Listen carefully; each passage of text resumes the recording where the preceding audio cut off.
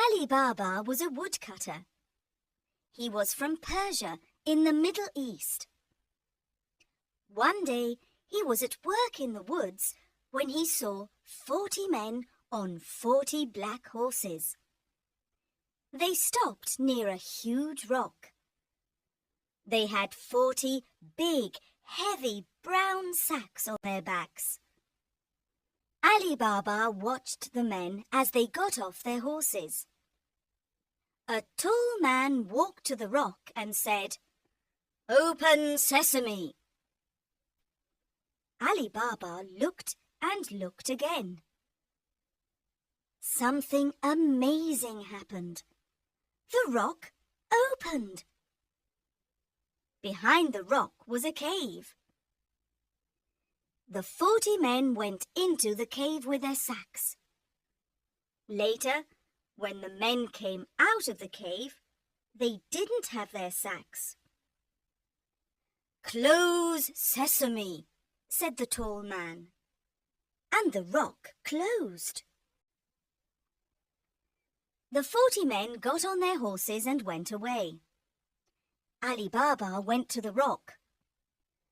"Open sesame," he said. The rock opened, and inside the cave there were hundreds of sacks and wooden boxes. Ali Baba opened a sack and it was full of diamonds. He opened another sack and it was full of gold coins. He opened a box and it was full of silver.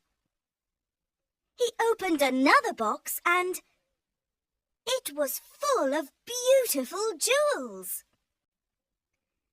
"These 40 men are thieves," thought Ali. "I'm going to take some of these coins home for my wife."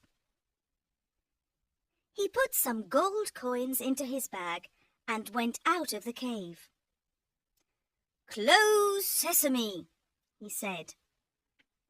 The rock closed and he went home. Ali Baba's wife, Nasreen, was in the kitchen. Ali Baba told her about the 40 thieves and the treasure in the cave. "This is wonderful news," said Nasreen. "Can we take more money and buy a new house and new clothes?" "Yes, but we mustn't tell anyone," said Ali. "The 40 thieves are very dangerous men." Ali's brother, Kasim, was outside the kitchen. He opened the door. "Tell me where the cave is," he shouted. "You must tell me, or I'm going to go and look for it myself." "No, don't do that," said Ali. "Go into the woods. There's a huge rock near the big baobab tree. The rock opens when you say, 'Open sesame,' and closes when you say, 'Close sesame.'" Kasim went to the rock. "Open sesame," he said. He went into the cave and the rock closed. "This is amazing," thought Kasim. "Gold, silver, beautiful jewels." He had 3 big sacks with him and filled them with gold and silver and jewels. He stood in front of the rock and said, "Open wheat." But the rock didn't open. He said, "Open corn." But the rock didn't open. "Oh, what is the right word?" he thought. Kasim was angry. He couldn't remember the word. He sat down to think, but suddenly he heard horses. The 40 thieves were outside the cave. "Look, a horse! Someone's in our cave! He can't have our treasure! He must die!" said the tall man. The next morning, Kasim's wife, Zila, went to Ali Baba. "Kasim didn't come home last night. Do you know where he is?" she asked. Ali told Zila about the cave. "Please go to the cave. The thieves are dangerous men. They'll kill him," she said. Ali went to the rock. It was closed, but he heard a noise.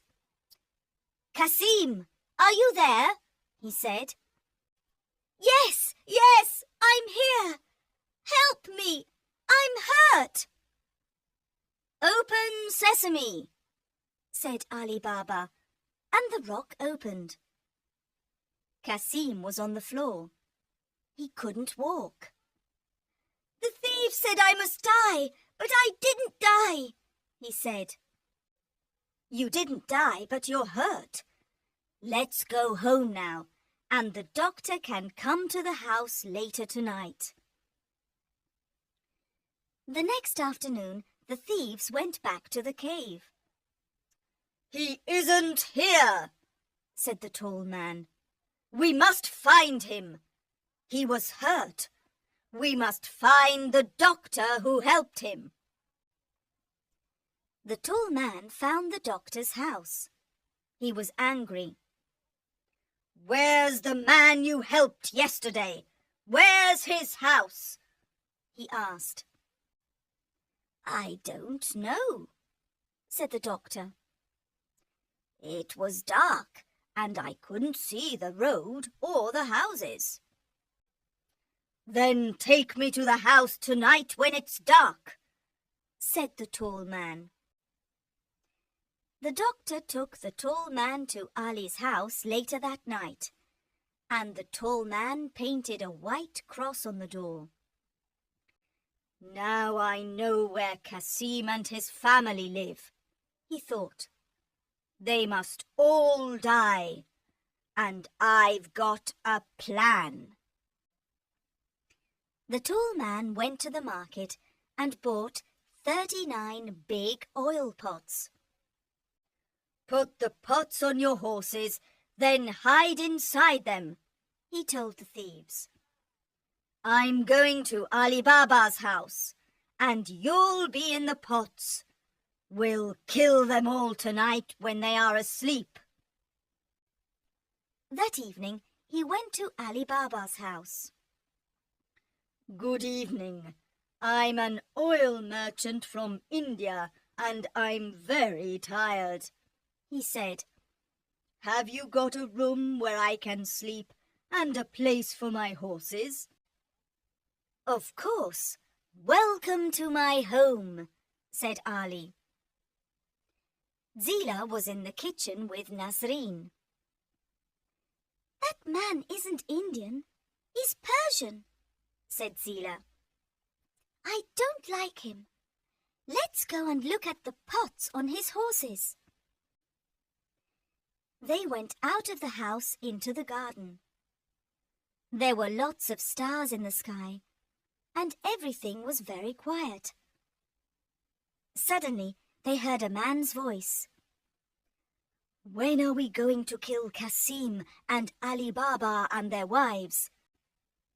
"When they're asleep," said another voice. The women looked at the pots on the horses. 39 pots in their garden, 39 men in the pots, and 1 man in the house. The 40 thieves! "Quickly," said Zila, "open the gate." Nasreen opened the gate. "Shoo, shoo, go away! Shoo, shoo, go away!" they shouted at the horses.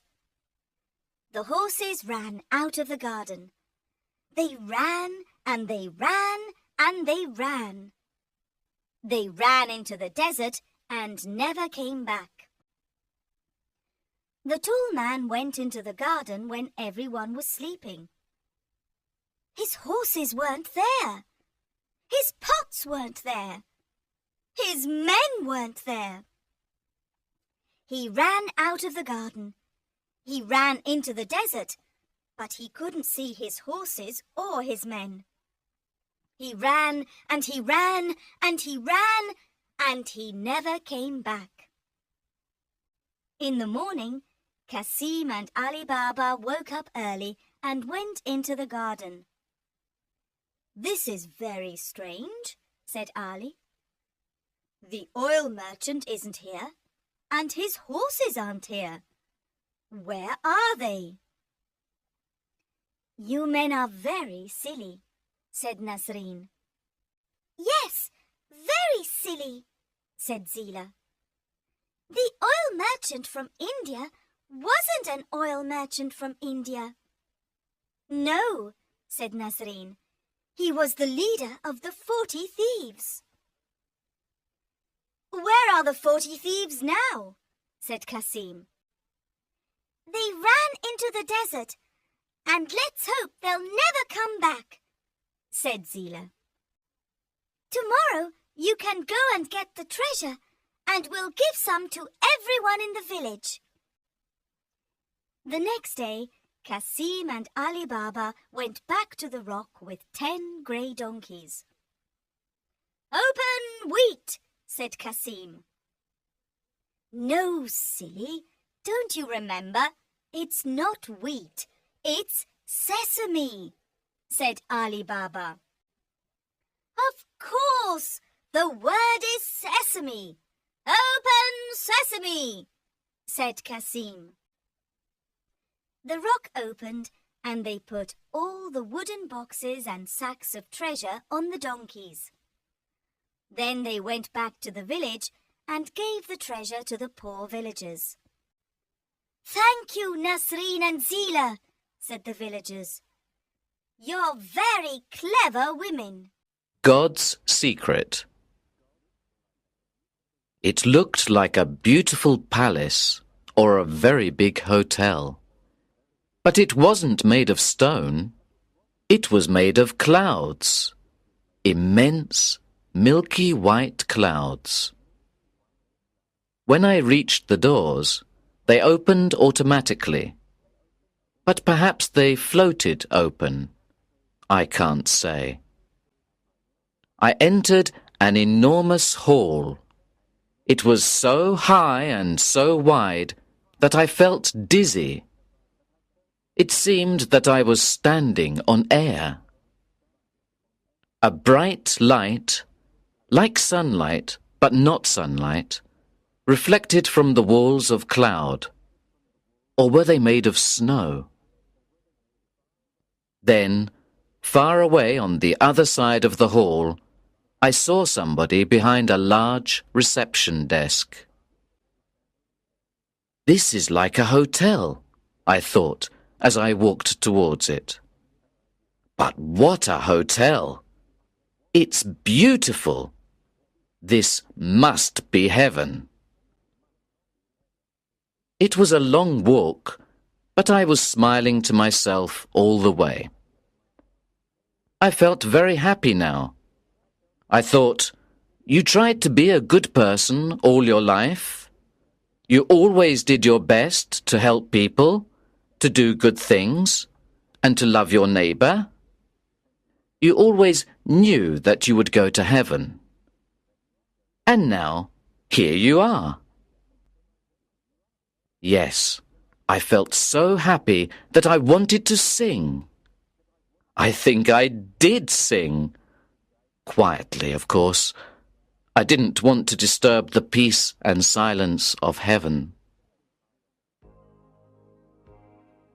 I stopped at the reception desk, where a man of about 45 was waiting for me. He wore a green suit of shiny material, like plastic, and a beautiful golden cloak. He looked up at me. "Name?" I told him. He found it on a computer. "We need some details about you," he said. "When were you born?" I told him. "When did you die? The exact time, please." Early this morning, I think. About 5:30. But I'm not sure about it because I was dead, I smiled. The receptionist looked at me coldly. He was English, calm, polite. Occupation? I told him. Then he wanted details about my family and friends, my habits, my favorite food. In fact, everything about my life. It was like an interrogation. But I felt very relaxed and friendly. I wanted to have a chat. "Wonderful place you've got here," I began. "It's exactly as I imagined it." The man didn't even look at me. Imagined what, may I ask? Heaven, of course. I'm very happy to be here. There's only one bad thing. All my best friends will be in hell. And I laughed at this bad joke. This is not heaven, sir. The man said, very polite but cold. This is only reception. I was shocked. But it must be heaven. Why must it? Because, well, you've heard the details of my life. I mean, I've always been a good man, and if you're good, you'll go to heaven. But if you're... Everybody says that, sir. The man interrupted. I know you all think that on Earth, but we have a different logic here, for practical reasons. Think of the problems if good people always go to heaven and bad people always go to hell. There will be very few people in heaven and too many people in hell. There isn't enough room in hell. So we have a more practical system. Everybody must take his or her chance. Chance? What do you mean? I was beginning to feel a bit frightened. At that moment, the computer buzzed and a piece of paper came out. Here's your reception form, sir. And this is your green card. Go through the doors behind me and walk along the road. You will see two large gates. In front of them are some slot machines. Insert your green card into the left-hand slot, and you will see two dice in the display window. Pull the handle, and when the dice stop, the machine will deliver a white card for any number from 1 to 6, and a black card for any number from 7 to 12. The white card opens the gate on the right, the black card opens the left. The left goes to hell, the right to heaven. I couldn't believe my ears, and I just stared at him. Then I became angry. "But that's not fair!" I shouted. It's as fair as we can make it, sir. "But it's just chance, luck, accident. It's a lottery." Yes, sir. But it's God's orders, and we can't change it. "God's orders!" I shouted, furious. "But it means that Jack the Ripper, for example, could be in heaven." Jack the Ripper. I've heard the name before. Let me see. The receptionist opened a large file. Yes, Jack the Ripper. He arrived about 100 Earth years ago. I don't remember very well, but I think he was quite pleased with our system. "I'm sure he was," I said angrily. "And I'm sure he went to heaven." Then I looked quickly at the clerk. "Well, did he?" I can't tell you that, sir. You see, we don't know. Nobody knows. It's God's secret. "God's secret?" I cried. "Oh, God, no! No! I'm not going to spend eternity with Jack the Ripper. It's not fair!" And I stamped my foot on the floor like an angry child. You must take your chance like everybody else, sir. The man said coldly. "But don't you understand? All my life I tried to be a good man."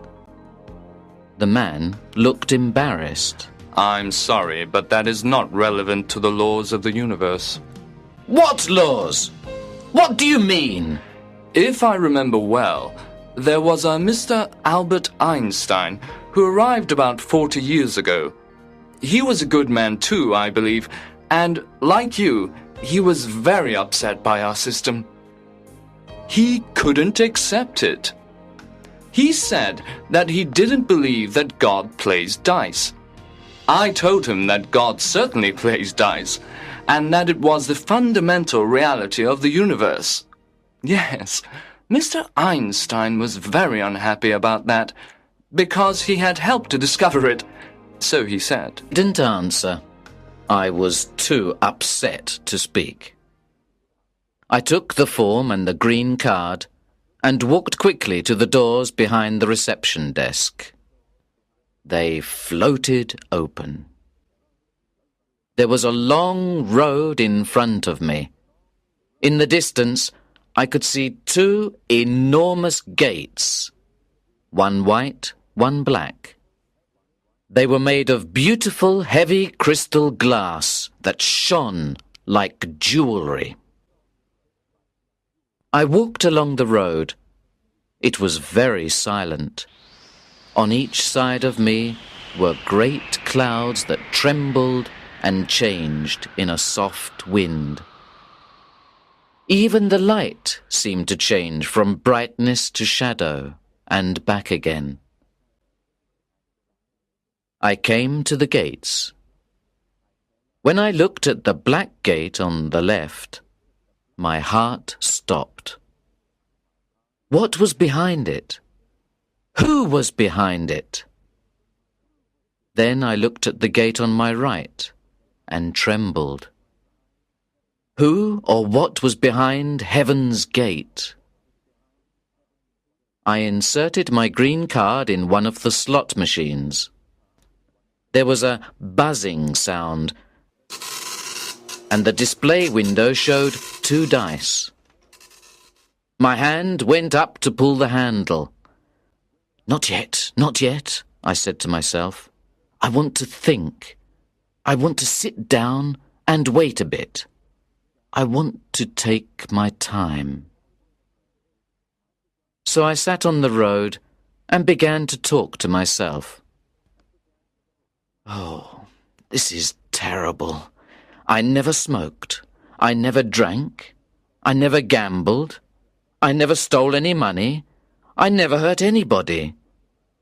Of course, I was careful about my health, and I looked after my money, like everybody else. I wasn't stupid. But now I could be with thieves, murderers, politicians for the rest of eternity. It's really terrible. And so I sat there and talked like a lunatic. Sometimes I looked at the handle of the slot machine which was waiting for me, and I trembled. Well, it's better to be in heaven, even if Jack the Ripper is there. People say that heaven is a beautiful place. Oh, God, dear God, please let me get a white card. So I prayed for a white card, and after a while I felt much better, more optimistic. I felt that God was on my side. I stood up, walked to the machine, and pulled the handle down quickly. The dice began to spin. I closed my eyes, opened them. The first dice stopped at number 2. My heart beat fast with hope. Then the second dice came. 5. Silence. Then, like a photo from a Polaroid camera, the card came out. It was black. I fainted. When I opened my eyes again, I sat still for a long time. Hot tears filled my eyes. I was going to hell. I knew it. I knew it, I cried.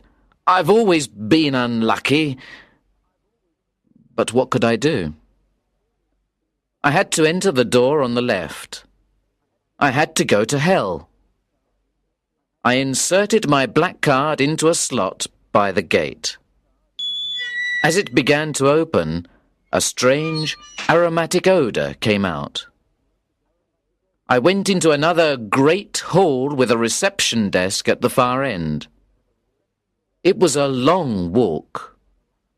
The walls were made of black smoke and red flames.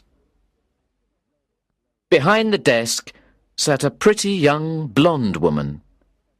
She gave me a sweet smile. "Hello, may I have your reception form, please?" she said in a friendly way.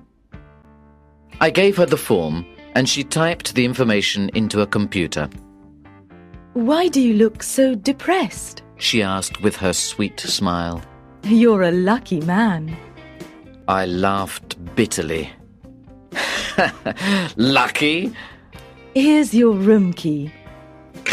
She continued. We hope you'll like room 206.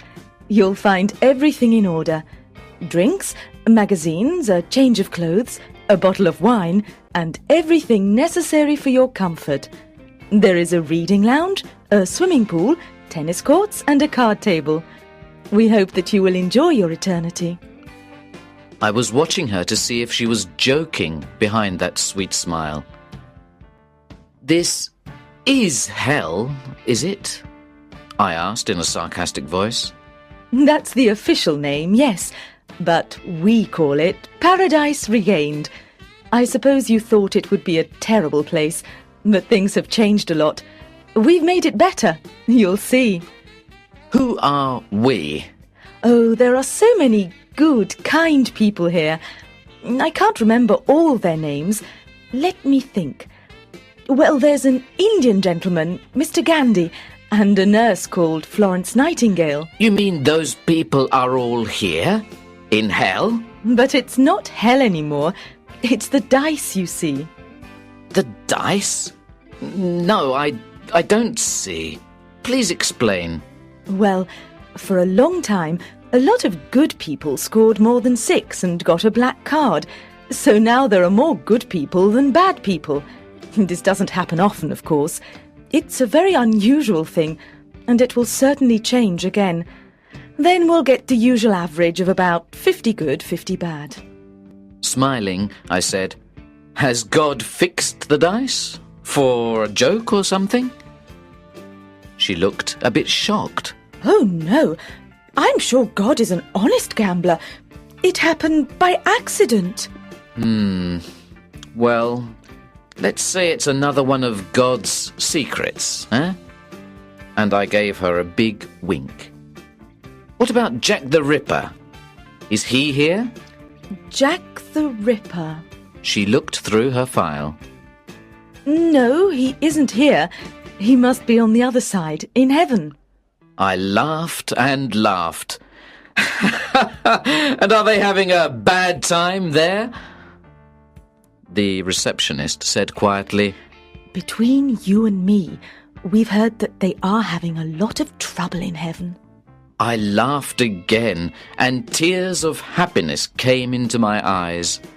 "Welcome to Paradise Regained," said the woman with a big, sweet smile. "Have a nice eternity." Thank you. This place looks better than Earth. At that moment, an intercom buzzed, and the woman answered. "Reception 3 speaking. Can I help you?" As she listened, her expression changed. It became dark and anxious. "Oh, I see. Thank you, Reception 1. She was silent. "Anything wrong?" I asked. Well, as you know, the situation on Earth is very turbulent at the moment, and a lot of new people have arrived. Reception 1 says a big crowd is already at the dice machine." Who are they? I had a bad feeling in my stomach. Reception 1 says it's a group of terrorists, child killers, mafiosi, football hooligans, drug barons. Stop! Please stop! I shouted. We can only hope that our luck continues, She said. Her sweet smile had gone. She was looking at the entrance with frightened eyes. I cried, Please, God, let them all go to heaven. I pray. I pray. I'm sorry, but praying won't help. It all depends on the dice. And that's God's secret, I said, laughing and crying at the same time. While we waited, the silence was long and terrible.